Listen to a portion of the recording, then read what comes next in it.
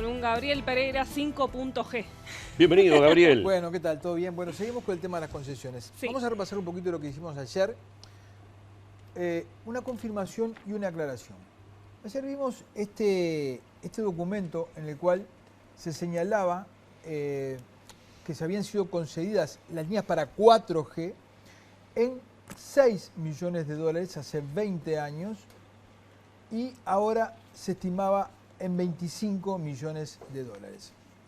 La información que teníamos era que ya se había votado en el directorio de la URSEC la recomendación para que el Ejecutivo fijara en 6 millones de dólares, o sea, lo que había ocurrido hace 20 años. Esto, extrañísimo, de que luego de este documento aparece otro documento, que lo podemos ver, que está allí, donde después de haber puesto que se cotizaba 25 millones de dólares, aparece que no había datos estadísticos ni insumo. La información oficial es que un funcionario estimó en base a lo que ocurría en Australia esos 25 millones de dólares y lo estampó allí. Pero tú hiciste ayer un pormenorizado análisis de cómo se llegaba a la cifra de 25 a través de una cuestión muy técnica. Está establecido en el propio documento, por eso llama la atención eso. ¿Cuál es la aclaración? De que cuando esto va a directorio, parte de que en el segundo documento no había ninguna cifra, el directorio no lo vota. Todavía no está resuelto si va a ser por 6, por 25 o por 14. Pero el representante del Frente Amplio en la URSEC, Pablo Siri, con quien hablamos y vamos a ver la nota, nos habla de las dos cosas, de esta modificación en el documento y de lo que él estima que va a ocurrir con la concesión de estas 4G. Vamos a escuchar a Pablo Siri. Que a veces solemos decir que es un borrador para quitarle entidad. Es un documento que fue incorporado a un expediente y que después fue retirado. Eso no es una práctica, o no debería ser una práctica normal o habitual. Cuando uno hace una corrección en un expediente, uno dice se corrige tal cosa o se modifica tal otra a pedido de o en función de y se coloca una nueva versión del expediente. Lo que sí hace el directorio de la URSEC es, en este caso, dar un precio de referencia. Ese precio de referencia no fue considerado para la banda de 1700, que la URSEC planteaba, también con mi voto en contra, un valor y el Poder Ejecutivo decidió simplemente renovar por el precio anteriormente pagado, en las mismas condiciones y por el mismo periodo, que ¿Y es hacía cuánto? la banda. ¿Cuánto hacía que estaba fijado el precio anterior? 20 años. La subasta había vencido el 11 de diciembre de 2002 y el 11 de diciembre de 2022 se estableció por otros 20 años, por los mismos 6 millones de dólares pagados originalmente de las mismas condiciones técnicas, la renovación de esa frecuencia. Eso es lo que te hace Entonces, sospechar a vos de que se iría por el mismo camino con el 4G. y bueno, cuando la administración inicia un camino, sienta un precedente, luego es difícil salirse de eso. Lo que Pablo Siri dice es que otras bandas fueron concedidas al mismo y menor precio incluso que lo que habían sido concedidas hace 20 años, y dice que habiendo sentado ese precedente, para él se van a encaminar a fijarle el mismo precio que hace 20 años, cuando el mercado tenía 500.000 celulares y solamente se podían mandar mensajes de texto y llamadas, ¿no? ¿Cómo cambió todo? Mercedes Aramendía, la presidenta de la URSEC, que fue quien aclaró que esto todavía no ha sido decidido, va a estar hoy en el informativo central de BTV Noticias, así que vamos a poder allí, Rosario Rodríguez seguramente la va a entrevistar y va a poder preguntar y aclarar estos puntos. Pero se viene ahora la subasta del 5G. Ayer lo anunciamos. Ayer lo anunciamos. Y vamos a ver, en primer lugar, un documento, ya no se sabe si preguntarle documento o borrador, digamos, en los que, ahí dice, los borradores se subastaban en 4 bandas, el documento final solo deja una. En los primeros borradores cada bloque se estimaba en 50 millones de dólares, el decreto final establece 28. Vamos a ver si tenemos una copia de la carta de que Paganini y el director de Dinatel, Acosta y Lara, esto le envían a los empresarios, a las empresas que se van a presentar al 5G. Y dice, se recibirán ofertas con un precio base de 50 millones de dólares. Esto se lo enviaron a los empresarios antes de que se establecieran por decreto las bases de la subasta. Vamos a ver ahora el decreto que sentó las bases de la subasta. Ahí está. No se puede agrandar la letra. Sí, ahí está. Se van a recibir ofertas por bloque a un precio base que será de 28 millones. Bajó de 50 a 28.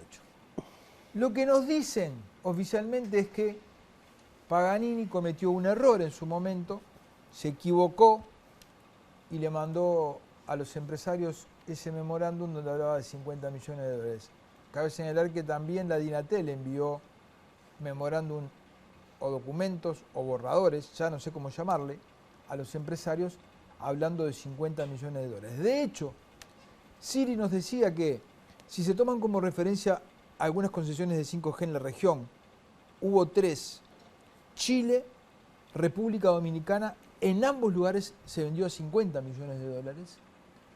Y Brasil, que se concedió en 8 millones, pero lo que pasaba en Brasil es que no había infraestructura. Entonces la empresa le cobraban menos porque tenía que hacer todo una gran inversión de infraestructura. Entonces no es comparable una cosa con la otra.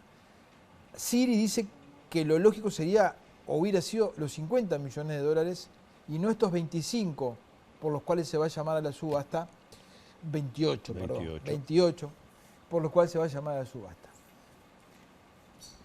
Digamos, primero ese documento que surge allí de 6 millones, 25 millones, luego no hay una cifra. ¿Es una marcha atrás de pasar de 50 a 28? Y bueno, pero dice que fue un error del ministro haber estimado en 50, ¿no? Yo digo que son cosas tan sensibles estas. Estamos hablando de muchas diferencias. Teniendo a la presidenta de la URSEC, Mercedes Aramendía, que fue funcionaria durante 6 años de Telefónica, que parece ser la empresa que resulta beneficiada en todo esto, yo creo que habría que tener mucho cuidado,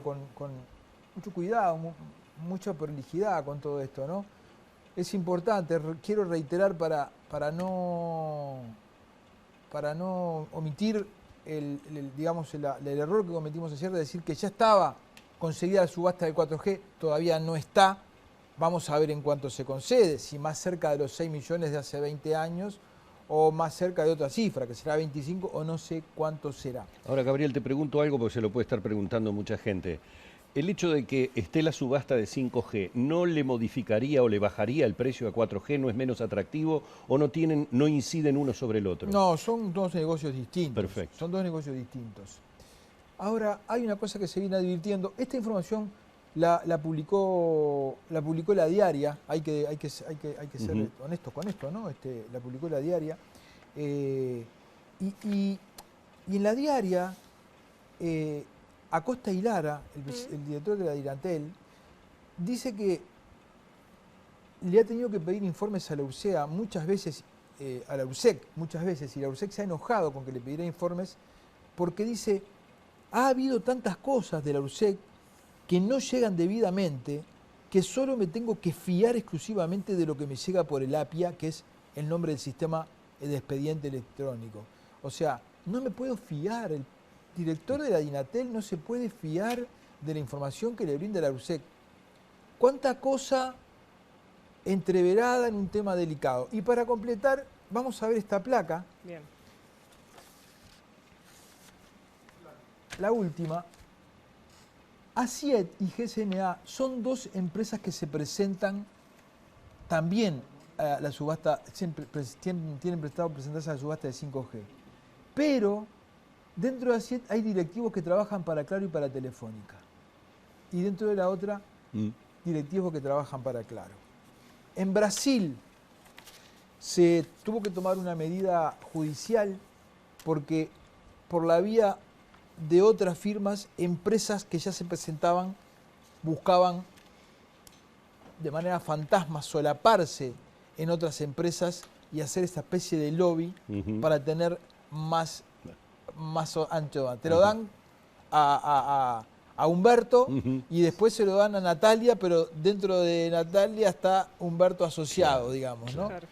¿Cuántas cosas hay que tener en cuenta Ayer para estos decías negocios que tan Claro delicados? era uno de los perjudicados, ahora juntándose con Telefónica como que queda ahí. La verdad que llama la atención esto, ¿no? Claro tiene un recurso administrativo porque se sintió perjudicado, Claro. porque le cobraron 18 millones de dólares por unas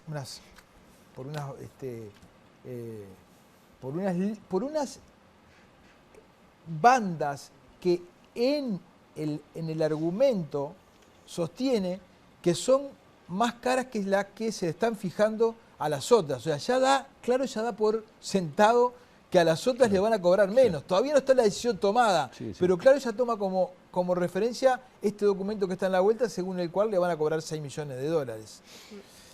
Va a haber que esperar a que llegue la subasta del 5G. Va a haber qué precios se ponen. Claro. Si están más cerca de aquellos 6 millones de hace 20 años o no, la del 4G, y cuánto de lo del 5G. Lo del 5G ya se fijó en 25 millones y no en los 50 que se habían dicho inicialmente. Pero muchas de estas cosas se las vamos a poder preguntar hoy al mediodía, a las noches. ¿Cómo estoy? Puro furcio. Son muchos millones de dólares. Pondrían nervioso a cualquiera. A las 19 horas con Mercedes Aramendía, que Rosario Rodríguez la va a estar entrevistando acá. Muchas gracias, Gabriel. Muchísimas gracias, buen fin de Gabriel. Bueno, momento de irnos a Torre Ejecutiva, allí está nuestra compañera